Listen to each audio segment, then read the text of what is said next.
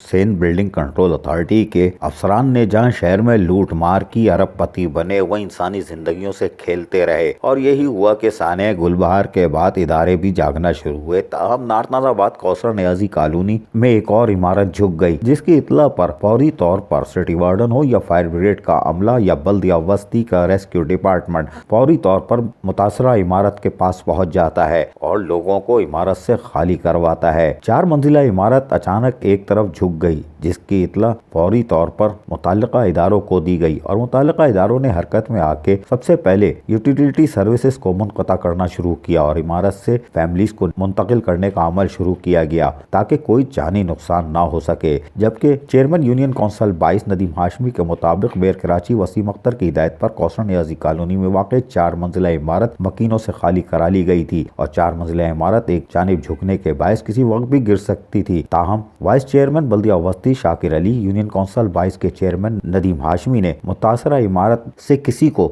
नुकसान पहुंचने से कबल इंतजामात करना शुरू कर दिए थे और फिर आज बाकायदा सुबह इस इमारत को मुनज़्ज़म करने का सिलसिला शुरू किया गया। लेकिन ये कोई एक इमारत नहीं है, अभी भी सैकड़ों इमारत इस तरह की मौजूद हैं, चाहे वो लियाकताबाद हो, नारनाजाबाद, ली मार्केट, सोल्जर बाजार, इस तरह की इमारतें ताहाल मौजूद हैं और ये एक एक करके सामने आएंगी। क्या सिंध बिल्डिंग कंट्रोल अथॉरिटी अमली तौर पर बाहर आके खुद कार्रवाई करके इन इमारतों को मकीनों से खाली करा के इंसानी जिंदगी को महफूज करेगा? ये अभी तक सवाल है। अजीज आरिफ, KBS बल्दियाती न्यूज़, कराची।